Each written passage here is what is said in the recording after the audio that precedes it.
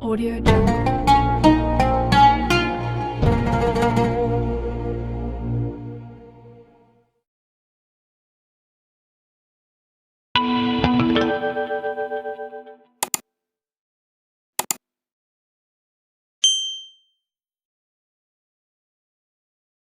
Assalamualaikum ya akhi ya ukhti. Assalamualaikum ya akhi ya ukhti.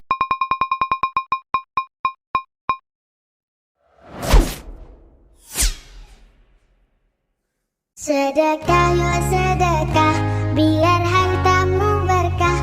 Allah Maha Pemurah, pasti akan ditambah.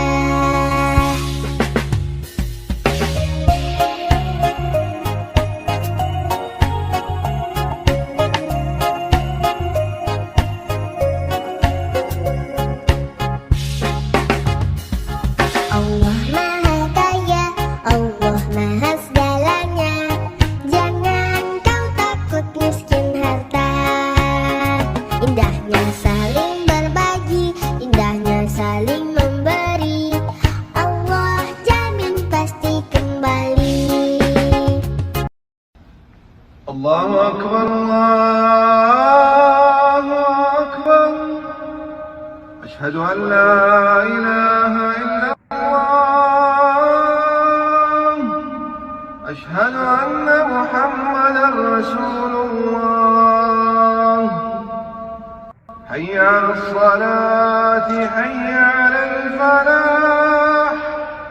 قد قامت الصلاة قد قامت الصلاة. الله أكبر الله أكبر. لا إله إلا الله. Ayo sholat, lelaki muslim pasti sholat Jumat. Ayo sholat, lelaki muslim pasti sholat Jumat. Sohibul Hajat, Jumat Berkah, 21 Juni tahun 2024.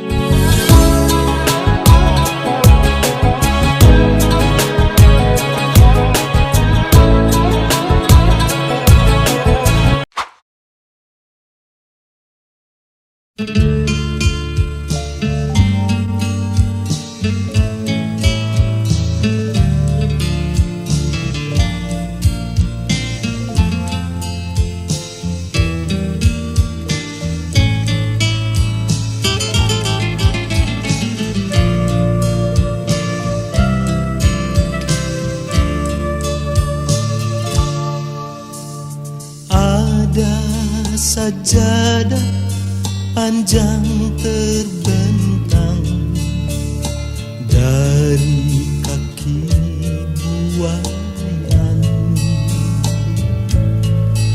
sampai ke tepi kuburan hamba, kuburan hamba bila mati. Ada sajadah panjang terbentang, hamba tunduk dan sujud. Di atas sajadah yang panjang ini diselingi sekedar interupsi. Mencari rezeki, mencari ilmu, mengukur jalanan seharian. Begitu terdengar suara azan, kembali tersungkur hamba. Ada sajadah panjang terbentang, hamba tunduk dan ruku. hamba sujud tak lepas kening hamba, mengingat di kau sepenuhnya.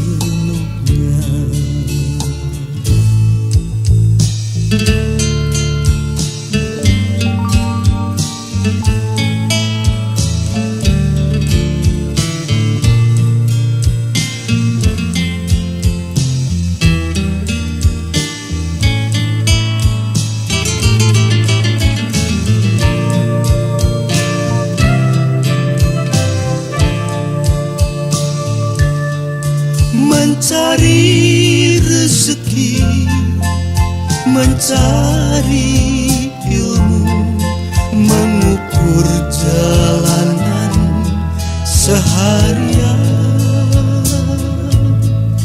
Begitu terdengar suara azan, kembali tersungkur hamba.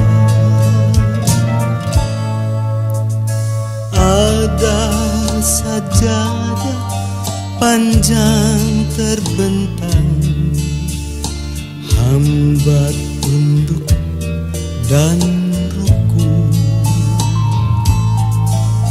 hamba sujud tak lepas kening hamba, mengingat di kau sepenuhnya,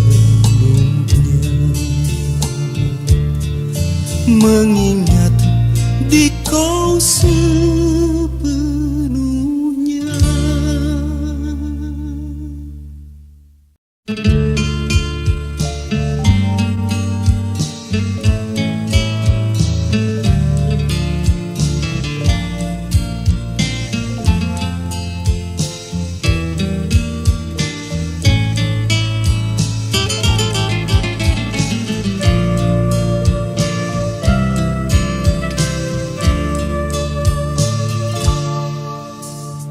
Ada sajadah panjang terbentang dari kaki buayan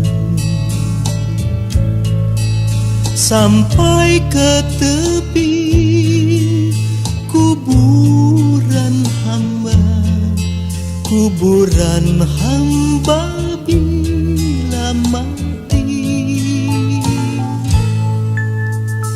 Ada sajadah panjang terbentang, hamba tunduk dan sujud.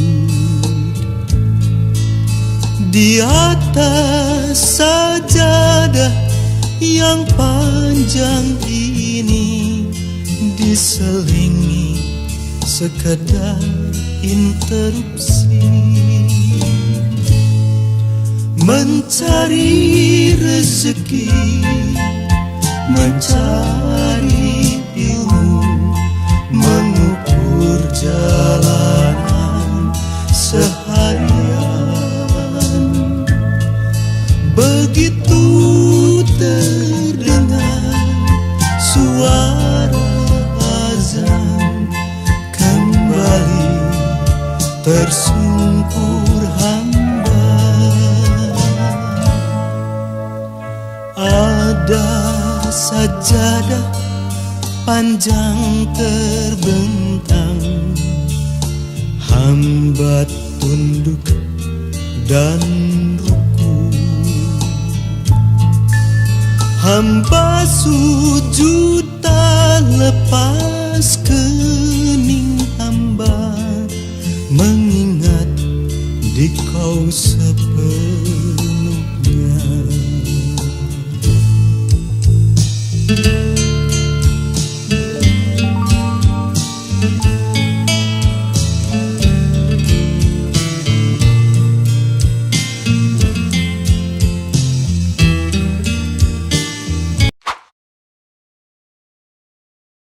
Video pembelajaran.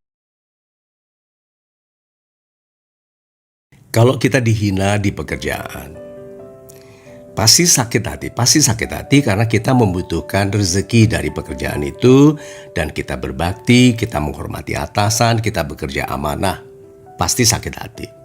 Tetapi sakit yang dikenalkan kepada hati kita itu supaya kita melihat ketidakpantasan di tempat itu. Kalau kita tidak pantas di satu tempat, itu bisa kita yang kurang menghasilkan, kurang hebat, atau memang tempat itu bukan untuk kita. Dengarkan ini ya, bahwa result is the best politics. Hasil itu politik terbaik. Kalau kita menghasilkan sangat baik, kita tuh disayangi. Ada salesman yang hebat sekali jualannya, tapi gampang berantem, gampang marah, suka nyakar orang, tetap dipelihara, mungkin dikerangkeng di kantor, tetapi dia tidak diberhentikan karena dia pintar jualan. Jadi kalau kita diperlakukan tidak hormat di kantor, biasanya berhubungan dengan penghormatan kepada hasil. Itu sederhananya. Kalau Anda menghasilkan, Anda dihormati. Tetapi ada kalanya di mana Anda sangat menghasilkan, Anda berperan.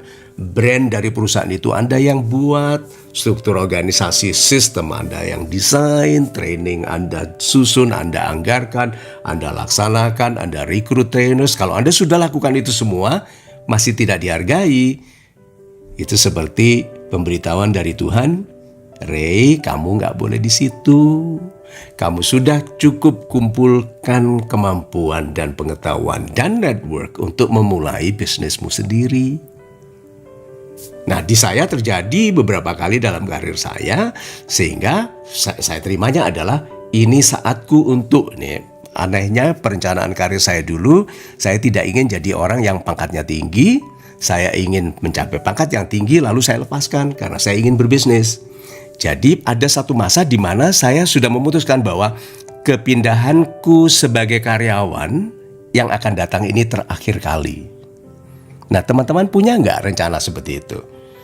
Jadi saya bangun karir, jaringan yang sudah baik, lalu keluar ini untuk persiapan untuk sama sekali tidak bekerja untuk orang lagi, lalu bekerja untuk diri sendiri.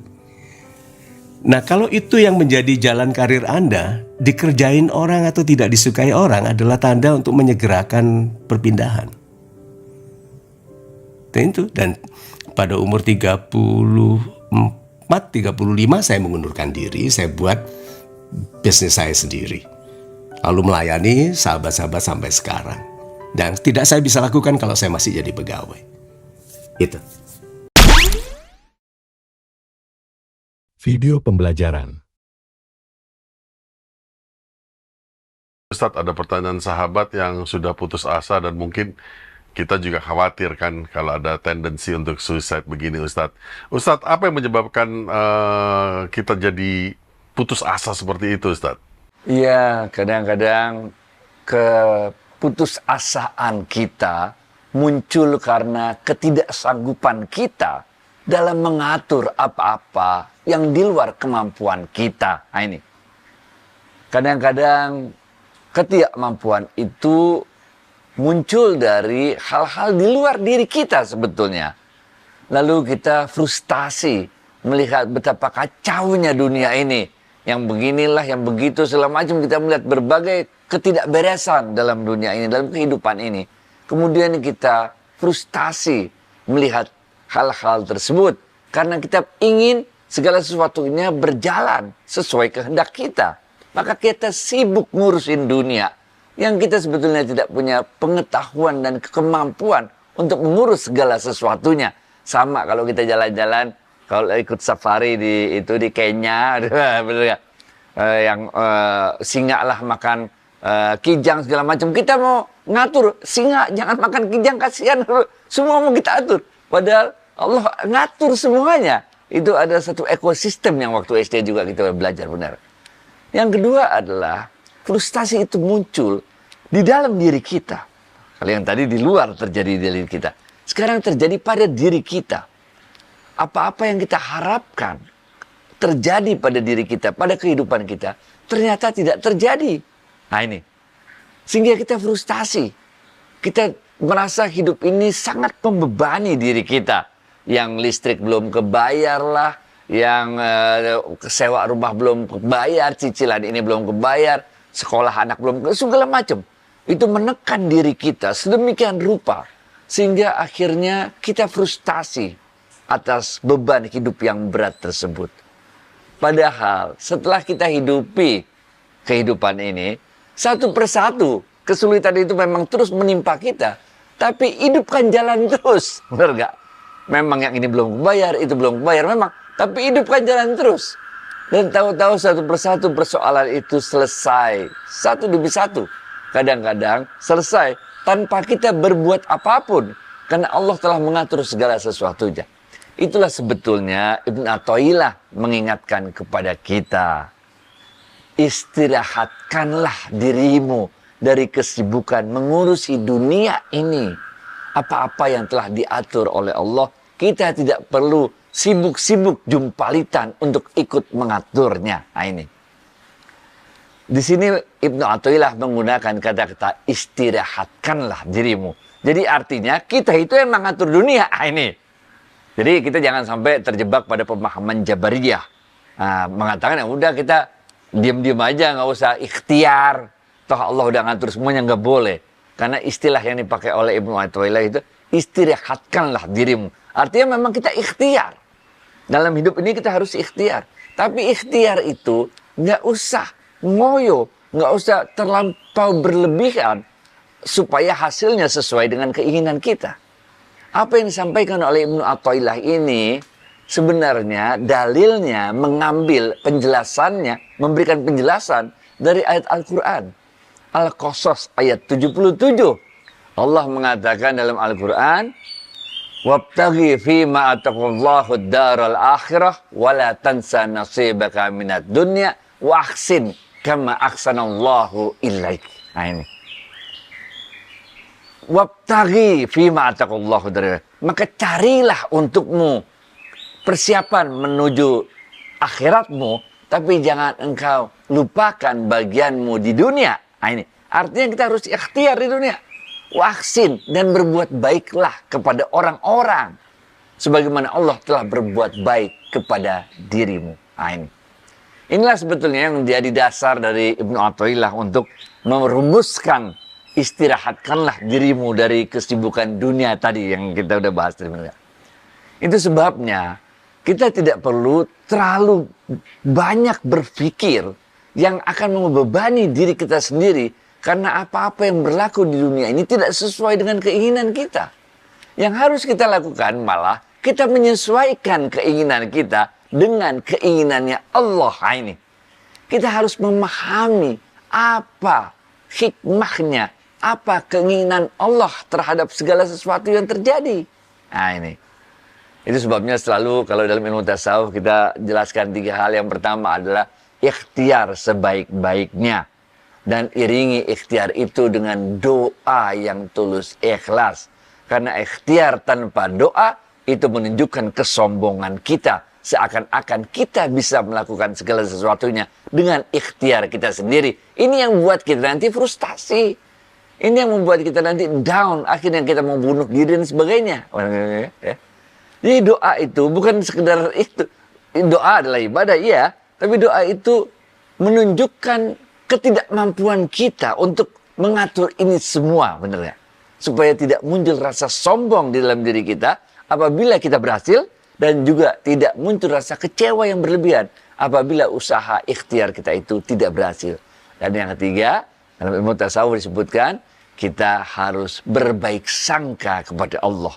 Bahwa apapun yang terjadi, itu adalah yang terbaik menurut Allah. Umar bin Khattab mengatakan, aku lebih menyukai hal-hal yang buruk terjadi kepada diriku apabila itu adalah kehendaknya Allah daripada hal-hal yang menyenangkan hatiku kalau itu akan menjauhkan diriku dari Allah. Ini. Dengan sikap seperti inilah sebetulnya kita akan menjalani hidup ini bukan pasrah nggak buat apa-apa, kita terus ikhtiar. Tapi apapun hasilnya kita redho bahwa yang terjadi itulah yang memang kehendaknya Allah. Karena bagaimanapun kita manusia tidak bisa melawan dari kehendaknya Allah. Yang bisa kita lakukan adalah kita memahami dan menyesuaikan kehendak kita dengan kehendaknya Allah. Di situ ada masuk di dalamnya doa, di mana doa ini bisa merubah daripada takdir yang Allah telah tetapkan untuk diri kita. Ini pernah kita bahas juga waktu itu beberapa kali dalam episode-episode berikutnya. Bagaimana Allah telah menentukan satu hal, tapi kemudian Allah rubah hal tersebut karena doa-doa kita dan karena perbuatan-perbuatan kita. Yang perbuatan kita juga sudah pernah kita bahas. Waktunya gimana waktunya ini, Bos? Yang doa kita udah pernah bahas waktu itu. Bagaimana doa ini merubah takdir kita yang telah ditetapkan oleh Allah. Karena memang doa bisa merubah takdir. Perbuatan kita juga bisa merubah takdir yang telah ditentukan oleh Allah. Ingat kisahnya dua suami istri yang zaman Nabi Musa, yang miskin terus, lalu minta tolong Nabi Musa doain kepada Allah agar diberikan kekayaan yang melimpah ruah. Maka Nabi Musa berdoa kepada Allah, Allah bilang akan aku kabulkan permintaanmu. Mereka, suami istri itu akan kaya selama 1 tahun, dan setelah 1 tahun mereka akan kembali menjadi orang miskin. Doa merubah takdir orang tersebut, oke? Kedua suami istri tersebut, oke? Dan ketika udah 1 tahun, ketika mereka tahu bahwa ini akan cuma 1 tahun, kayaknya habis itu miskin lagi. 1 tahun itu digunakan betul-betul oleh kedua orang suami istri ini untuk memberikan banyak sekali sedekah, membantu orang-orang yang memerlukan. Setelah setahun Nabi Musa bingung, ini kok nggak miskin-miskin lagi, bener gak? Nabi Musa tanya kepada Allah, Allah bilang biarkan saja Musa, mereka terus-menerus kaya seperti itu, karena mereka dapat mensyukuri nikmat yang aku berikan kepadanya. La in syakartum la azidannakum, bener gak? Jadi doa bisa merubah yang miskin jadi kaya, dan perbuatan kita bersyukur atas nikmat yang Allah telah berikan itu juga bisa merubah takdirnya yang tadinya cuma 1 tahun menjadi lebih panjang lagi. Inilah yang disebutkan oleh Sayyidina Ali bin Abi Thalib radhiyallahu anhu, dan tidaklah Allah akan mencabut sesuatu yang baik pada dirimu kecuali dengan menggantinya dengan yang lebih baik. Udah, kita jalanin hidup aja, kita terus bersyukur, ikhtiar, doa, prasangka baik pada Allah, selalu syukuri, pahami segala sesuatu yang terjadi, karena sebetulnya setiap kejadian yang terjadi pada diri kita dan sekeliling kita adalah pesan yang disampaikan Allah kepada kita. Kitalah kadang-kadang yang hatinya terlalu kotor. Cermin hati kita ini buram sehingga kita tidak bisa memahami pesan-pesan yang Allah sampaikan kepada kita melalui berbagai fenomena kejadian terjadi pada diri kita dan pada sekeliling kita. Gitu, Wid. Mengenai takdir ini, Ustadz, ini seperti biasa nih, takdir udah ketiga kali kita berbicara mengenai bahwa Allah bisa merubah takdir. Sementara sebagian orang mengatakan takdir tidak dapat dirubah. Kenapa dirubah? Apakah Allah melakukan kesalahan? Kan jadi begitu, Ustaz. Gimana Allah salah? Enggak lah. Allah merubah takdir itu karena kemurah hatiannya Allah. Kayak doanya Nabi Musa tadi, ada orang meminta doa kayak gitu kan, supaya diberi kekayaan, maka Allah dengan kemurah hatiannya merubah nasib orang itu dari miskin menjadi kaya. Dan karena kemurah hatian Allah juga, yang harusnya cuma 1 tahun, tapi karena orang ini selalu bersyukur kepada Allah, kemudian Allah panjangkan masa rezeki yang berlimpah itu pada orang tersebut. Enggak, Allah nggak pernah buat salah. Di mana letaknya kalau Allah buat salah, siapa yang benar? Kalau gitu, enggak gitu. Kitalah sebetulnya sebagai manusia yang seringkali salah memahami pesan yang diberikan Allah kepada kita. Oke. Dalam banyak kejadian, ada orang, misalnya kita ambil contoh lah ya, orang yang selalu menginginkan, tadi baru ini nih, baru ketemu orang ini cerita ke saya, bahwa dia udah 7 tahun menikah dan belum juga dikaruniai keturunan, dikaruniai anak. Sangat ingin mempunyai anak, dan kadang-kadang ketika melihat ada orang punya anak, timbul dalam rasa hati kecilnya, quote unquote ya, iri dikit lah sama orang itu. Kok orang itu diberikan keturunan, kok saya udah 7 tahun menikah, belum juga diberikan keturunan. Oke. Lalu apa yang bisa kita lakukan? Ikhtiar terus aja lakuin. Datang ke dokter, tanya ke dokter bagaimana, kayak mau bayi tabung apa segala macam lah. Ikhtiar harus kita lakukan, doa dan prasangka baik. Tapi kita juga, itu kan kita melihat, merasa iri timbul dalam hati kecil itu, gak ada iri sedikit timbul, melihat orang yang karunia anak yang normal. Benar gak?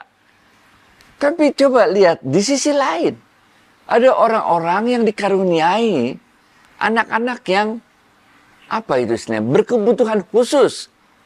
Bisa jadi dia cacat fisik, bisa jadi dia mempunyai kebutuhan khusus. Nah, orang-orang yang diberi amanah oleh Allah, anak-anak keturunan yang mempunyai cacat fisik ataupun yang mempunyai kebutuhan khusus, ini kan lain lagi ceritanya. Mereka mendapat amanah plus mereka mendapat cobaan juga. Bagaimana mereka bisa redho menerima takdirnya Allah itu. Nah, ketiga golongan ini, yaitu golongan pertama yang belum dikaruniai keturunan, golongan kedua yang dikaruniai keturunan yang sehat lahir batin, dan golongan ketiga yang dikaruniai keturunan tapi tidak sehat lahirnya atau batinnya, tiga-tiganya semua sama mendapatkan amanah dari Allah dan harus menjalani kehidupan ini dengan redho, benar gak?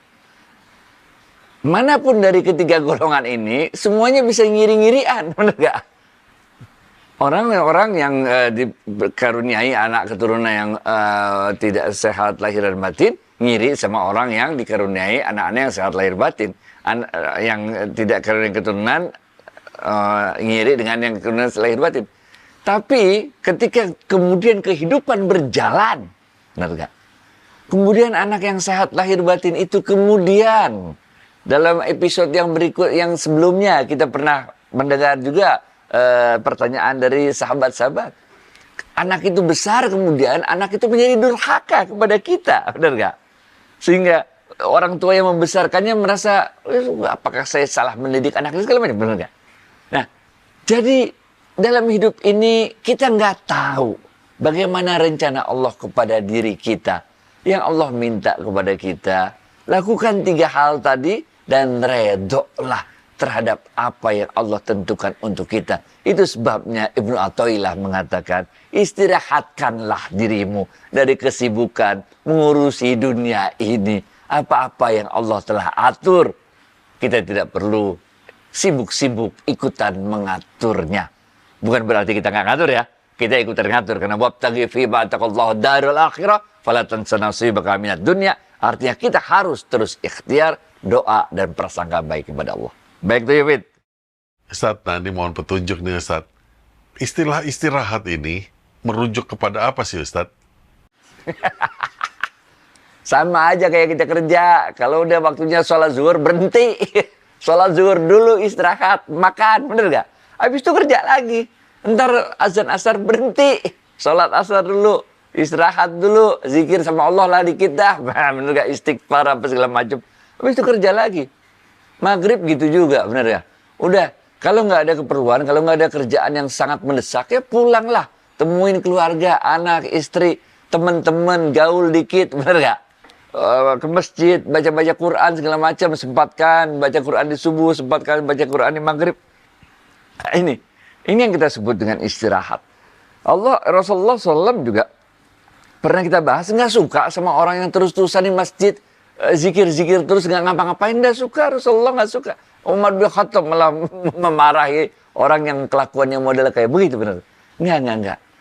Jadi tentu kita harus ikhtiar dalam dunia ini karena kita dititipi oleh Allah, diamanahi oleh Allah yang namanya jasad. Jasad harus dapat makanan. Makanannya itu apa? Ya udah makanan jasad. Makanan yang bergizi, benar ya? Nyawa juga harus dapat makanan. Apa makanannya nyawa? Seni budaya. Mau apa kayak seni budaya, mau yang lukis, mau yang yoga, mau yang nyanyi, benar apa segala macam lah. Itu namanya makanan nyawa. Dan yang ketiga, makanan ruh. Apa itu makanan ruh? Itulah sholat, zikir, apa segala macam, segala sesuatu yang mendekatkan ruh kita kepada Allah. Gitu, Fit.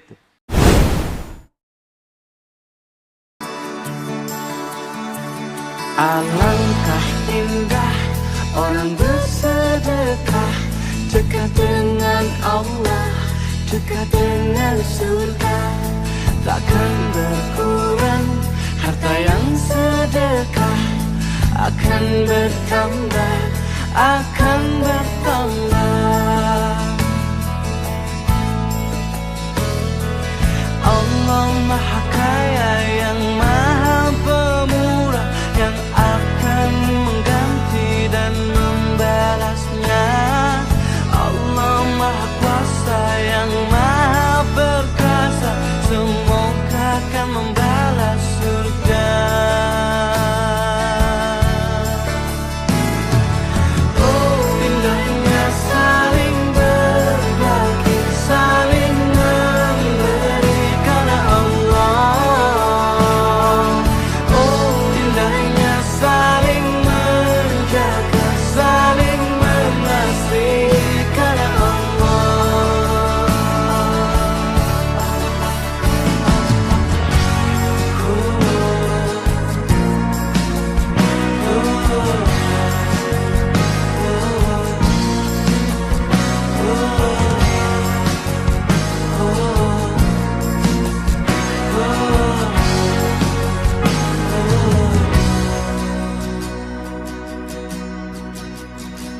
Alangkah indah orang bersedekah, dekat dengan Allah, dekat dengan surga. Takkan berkurang harta yang sedekah, akan bertambah, akan bertambah.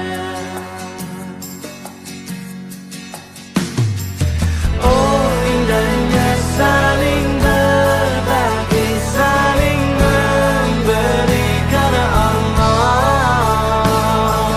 Oh, indahnya saling menjaga, saling mengasihi karena Allah. Allah Maha Kaya yang Maha Pemurah, yang akan mengganti dan membalasnya. Allah Maha Kuasa yang Maha Perkasa, semoga akan membalas surga. Oh, indahnya saling berbagi, saling memberi. كل هذه الأرض ما تكفي مساحة لو نعيش بلا سماها وانت عايزنا بحب لو تديك الأرض نسكن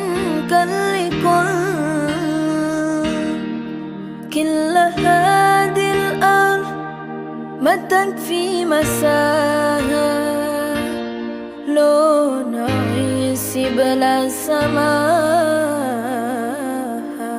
وانت عايزنا بحب لو تديك الأرض نسكن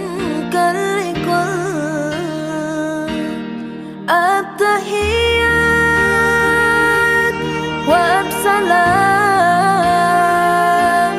انشروا أحلى الكلام زينوا دنيا احترام أب محبات وابتسام انشروا بين الأنام هذا هو دين السلام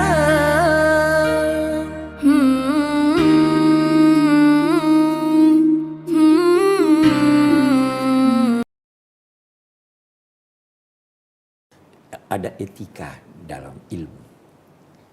Jangan menjawab suatu pertanyaan walau kamu ketahui jawabannya kalau ada orang yang lebih pandai dari kamu. Jadi ambil izin mempraktekkan. Jadi sejak dulu itu ada kompetensi. Ya. Orang yang banyak berbicara justru dia itu tidak banyak mengetahui. Orang yang banyak mengetahui lebih kurang berbicara karena dia tahu bahwa lebih banyak yang dia tidak ketahui daripada yang dia Jadi kerendahan hati, Iya. kebijakan itu sebetulnya bagian dari sifat-sifat orang yang berilmu. Ya, man katsura ilmuhu. Ini. ya. Saya nyogongin, saya kasih dalilnya. Man katsura ilmuhu qalla inkaru. Orang yang wawasannya luas, ilmunya banyak, dia sangat kecil kemungkinan dia menafikan pendapat orang lain. Tidak ada aturan pakaian perempuan itu model apa. Tidak ada diatur merek apa dan kain jenis apa. Yang ada dalam Al-Quran, ya ayyuhan nabi, wahai nabi, qul li azwajika, katakan pada istrimu, wa banatika, katakan kepada anak perempuanmu, wa nisa'il mu'minin, katakan kepada perempuan yang beriman, yudnina alaihinna min jalabibihinna, memanjangkan pakaiannya. Hanya disuruh memanjangkan pakaian, karena waktu itu pakaiannya lehernya kelihatan, betisnya kelihatan. Suruh memanjangkan pakaian, panjang penutup kepala, leher tertutup, panjang penutup kaki sampai kaki tertutup. Saya pribadi punya catatan khusus menyangkut apa yang sering kita dengar dalam masyarakat. Boleh jadi di TV juga katanya ini hari kemenangan ya. Benar, menang lawan siapa nih? Kalaupun mau berkata menang, itu menangnya dalam pertempuran, bukan dalam peperangan. Pertempuran sekali. Hidup ini perjuangan.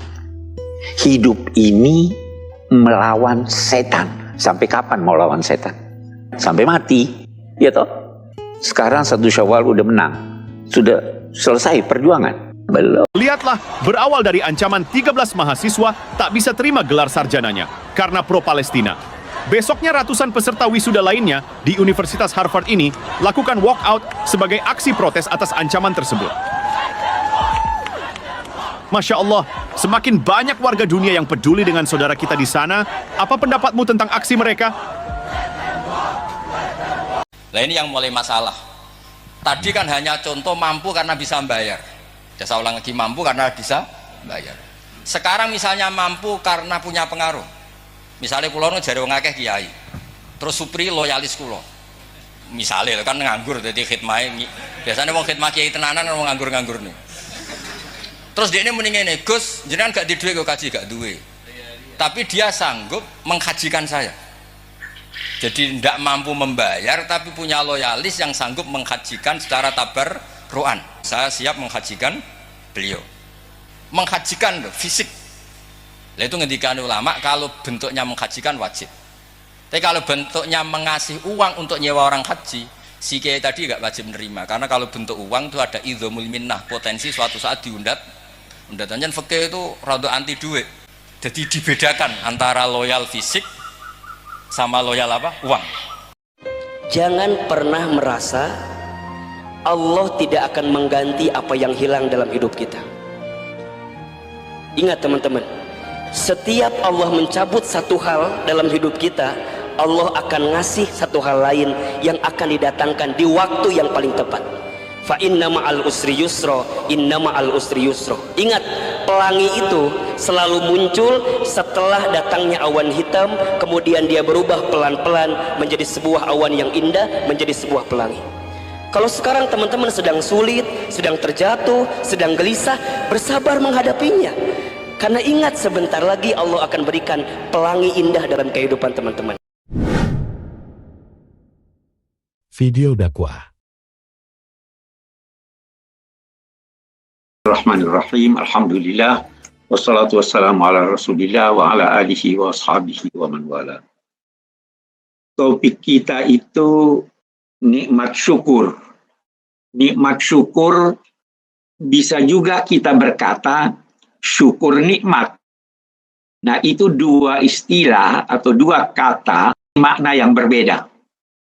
Kalau saya berkata nikmat syukur, itu bisa diartikan bahwa seorang yang mampu untuk bersyukur sebenarnya telah memperoleh karunia Tuhan.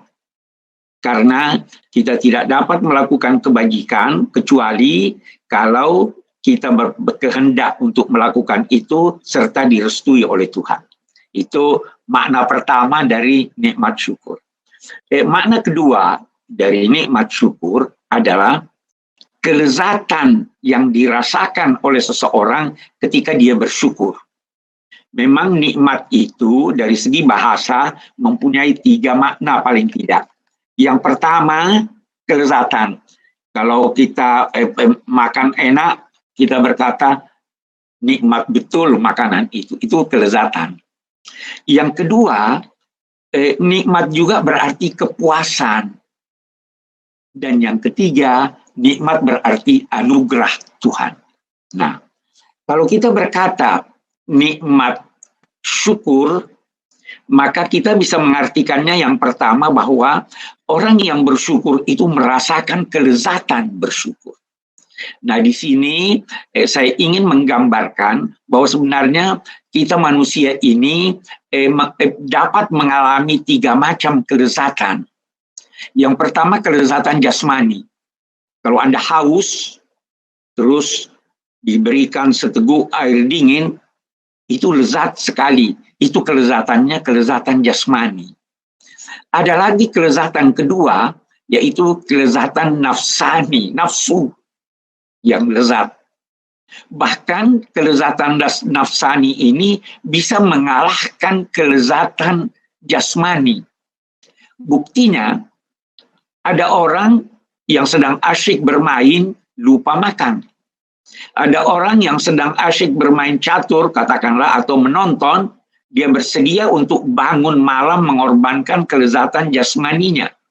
Karena kelezatan nafsani lebih tinggi derajatnya daripada kelezatan jasmani. Nah, ada kelezatan yang ketiga, yaitu kelezatan rohani. Saya mau beri contoh tentang kelezatan rohani, betapa dia sangat-sangat nikmat. Kita beri contoh, anak kita sedang bermain layangan di luar, kemudian dia lari terengah-engah kehausan. Pada saat itu juga, sang ayah sedang di depan kulkas ingin mengambil minuman karena dia juga kehausan. Ketika dia melihat anaknya kehausan, dia berikan minuman itu kepada anaknya. Dilihatnya anaknya minum dengan sangat segar dan puas. Ketika itu dia merasakan kelezatan rohani jauh melebihi kelezatan jasmani dan nafsani seandainya dia yang minum. Nah, nikmat syukur itu kalau dilaksanakan syukurnya dengan baik dan sempurna, maka ketika itu Anda akan merasakan kelezatan rohani. Ada hal di kalangan pakar-pakar psikologi dipertanyakan, mengapa anak-anak walaupun sudah dilarang berpuasa masih mau puasa? Mengapa kita bergembira waktu berbuka puasa? Jawabannya, karena kita mengalami kelezatan rohani pada saat kita berbuka, kita mengalami kelezatan rohani pada saat kita mampu mengalahkan dorongan nafsu. Itu sebabnya, kata mereka, jauh lebih banyak orang yang berpuasa daripada yang sholat. Karena kelezatan rohani yang dirasakan pada saat berbuka puasa itu jauh melebihi kelezatan jasmani dan kelezatan nafsani. Nah, kita mari lihat. Kalau saya berkata nikmat syukur, nikmat kesyukuran itu Anda akan rasakan kalau benar-benar Anda bersyukur sesuai dengan tuntunan agama, benar-benar Anda akan merasakan kelezatan rohani. Seorang miliuner bercerita pada saya bahwa dia sering memberi bantuan kepada orang-orang, kepada organisasi-organisasi atau partai-partai, tetapi dia tidak merasakan kelezatan rohani ketika itu. Karena dia terpaksa dan ada maksud. Tetapi suatu ketika katanya, dia berjalan dengan mobilnya, menemukan seorang tua memikul pisang. Dia hentikan mobilnya lalu diberikan pada yang bersangkutan 100.000. Dia merasakan kelezatan rohani yang luar biasa. Karena apa? Karena dia melaksanakan tuntunan syukur sehingga dia merasakan kelezatan rohani itu, katanya jauh melebihi kelezatan yang didapatkannya seandainya dia memberikan bantuan secara tidak tulus. Nah, itu arti kelezatan rohani. Nikmat juga diartikan dengan puas hati. Kalau Anda menginginkan sesuatu, lantas Anda mencapai sesuatu itu, maka Anda puas. Kepuasan itu dinamai nikmat. Nah, sekarang kita mau lihat dalam tuntunan agama, dalam tuntunan bisnis, dalam meraih sukses, kita dianjurkan untuk tidak pernah puas. Mengapa? Karena kalau Anda puas, Anda mandek. Anda tidak mencapai tingkat yang lebih tinggi. Karena itu, jangan puas. Jangan menganggur. Kalau Al-Quran menyatakan, apabila engkau telah selesai melakukan suatu kegiatan, maka mulai lagi dengan kegiatan baru sampai engkau letih, demikian seterusnya. Jadi jangan pernah merasa puas. Hanya saja tidak puas bekerja, tidak puas mencapai sukses yang lebih tinggi, namun kepuasan itu lahir setelah Anda mendapatkan apa yang Anda dapatkan itu, lalu memberi sebahagian dari yang Anda dapatkan itu sebagai tanda kesyukuran kepada pihak lain. Nah, ketika itulah Anda mendapatkan kepuasan. Tapi bukan kepuasan dalam arti mandek dalam usaha Anda, tetapi kepuasan dalam arti Anda mengorbankan sedikit dari hasil Anda untuk Anda berikan kepada orang sebagai tanda syukur kepada Tuhan. Itu kalau kita artikan nikmat syukur. Mari kita balik kata ini. Syukur nikmat. Nah, apa artinya itu syukur nikmat? Untuk mengetahuinya, mari kita ketahui dulu apa yang dinamai syukur. Syukur itu mempunyai banyak makna. Bisa diartikan menampakkan sesuatu. Karena itu syukur dipertentangkan, diperhadapkan dengan kikir. Karena orang kikir tidak ingin menampakkan miliknya. Oh, saya tidak punya uang.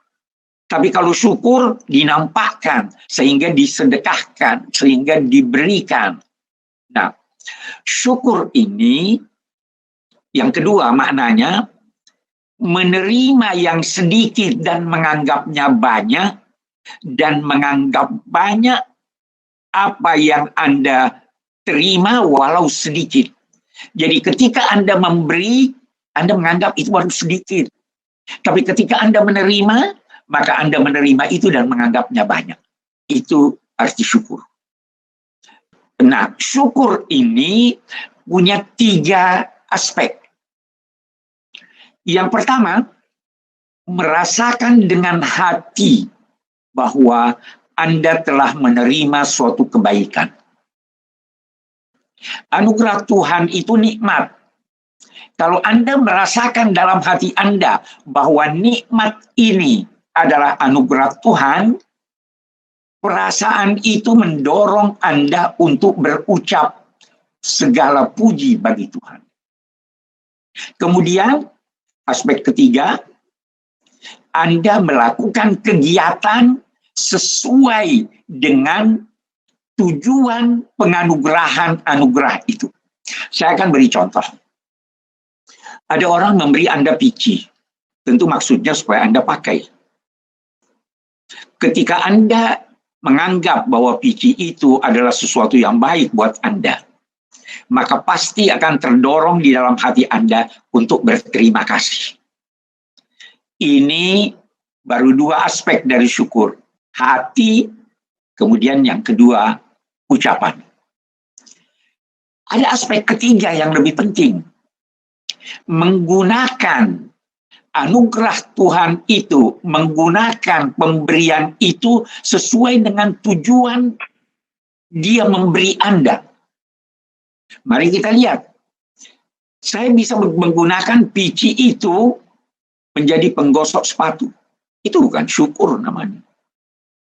Saya bersyukur kalau saya menggunakan pici itu dan meletakkannya di kepala saya. Anda punya baju, syukuri baju itu, gunakan dia.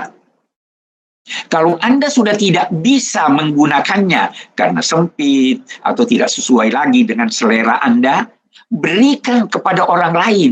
Itulah tanda syukur Anda memiliki baju itu. Kita memperoleh banyak sekali nikmat ilahi, banyak sekali. Jangan pernah berkata bahwa Anda tidak mendapatkan nikmat. Ada seorang sahabat Nabi pernah berkata begini, saya tidak ada nikmat, saya miskin, saya ini. Nabi bertanya, bukankah kamu pernah menikmati air yang sejuk? Bukankah kamu menghirup oksigen? Bukankah kamu sehat? Itu semua nikmat-nikmat yang harus disyukuri. Nah, kita demikian itu juga. Sebagai bangsa, kita harus mensyukuri nikmat Allah. Persada bumi ini. Untuk apa Allah menciptakan laut?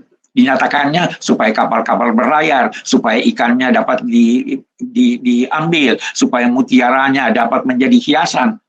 Bersyukur kita dengan amalia kalau kita menggunakan tujuan dari penganugerahan nikmat itu. Itu arti syukur.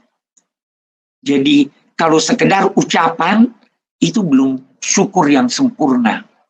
Harus syukur yang disadari bahwa itu adalah sesuatu yang baik, disadari bahwa dia adalah anugerah Tuhan yang mendorong seseorang untuk mengucapkan kalimat syukur, terima kasih Tuhan, segala puji bagi Tuhan dan sebagainya, dan mengantar apa yang diberikan kepada Anda anugerah itu sesuai dengan tujuan penganugerahannya. Makna lain dari syukur kita mau lihat. Syukur menganggap apa yang Anda berikan itu sedikit. Jangan pernah menganggap apa yang Anda berikan itu banyak. Itu namanya Anda tidak bersyukur. Tetapi kalau Anda menerima sesuatu walau sedikit, Anda menganggapnya banyak.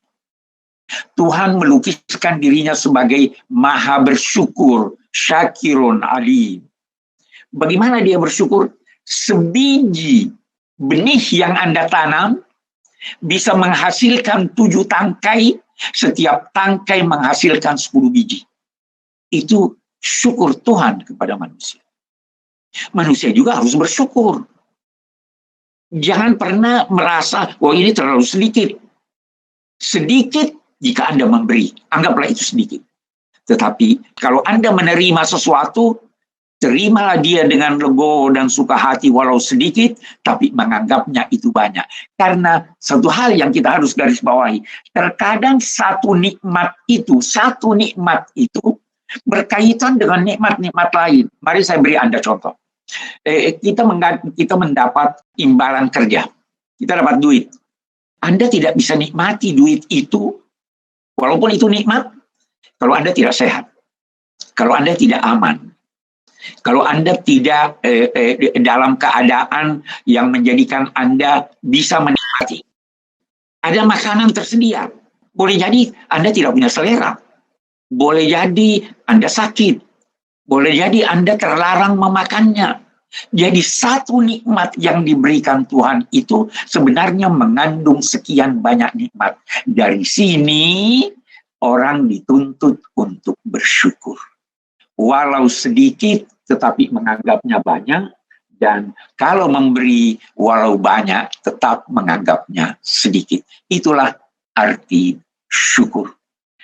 Allah Subhanahu wa Ta'ala berpesan, wa in ta'uddu ni'matallahi la tuhsuha.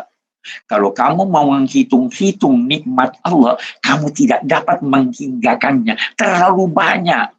Hanya saja karena kebiasaan kita sudah terbiasa menerima nikmat, kita sudah tidak anggap itu nikmat. Boleh jadi ada yang menduga kesehatan itu bukan nikmat. Kesehatan itu adalah mahkota di kepala Anda yang tidak dilihat kecuali oleh orang yang sakit. Kita tidak sakit, kita anggap itu bukan nikmat, padahal itu nikmat. Kita mempunyai ruang, kita mempunyai teman, kita mempunyai sahabat. Itu semua nikmat ilahi.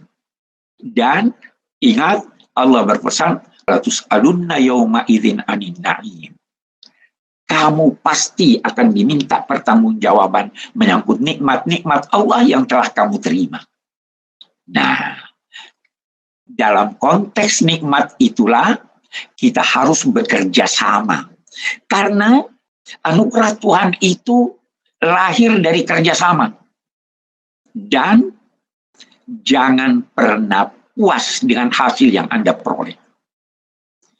Kepuasan yang dituntut oleh agama adalah berhasil dalam upaya Anda semaksimal mungkin, lalu keberhasilan Anda itu Anda bagi kepada orang lain. Ketika membaginya, itulah Anda merasakan kepuasan. Itu lebih kurang makna syukur. Saya kira demikian. Wassalamualaikum warahmatullahi wabarakatuh.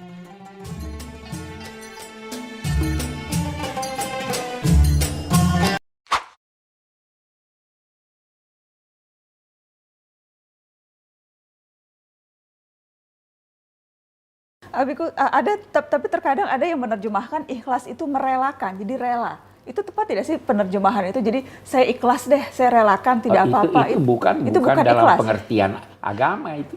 Bukan dalam pengertian agama. Saya rela deh hanya terima sekian. Saya rela deh kamu hanya puji saya. Tidak ini, itu rela. Itu bukan ikhlas ya? Bukan ikhlas. Beda ya? Ikhlas Beda. itu tadi menyucikan. Menyucikan. Apa Mengangkat apa yang yang tercampur sesuatu yang dilarang oleh Tuhan dalam hati kita, itu kita harus singkirkan. Nah, tapi ada juga orang yang salah paham. Dia bilang, kalau sholat minta sorga itu tidak ikhlas. Bukan itu. Karena kita sholat, memang ada perintah Tuhan cari sorga.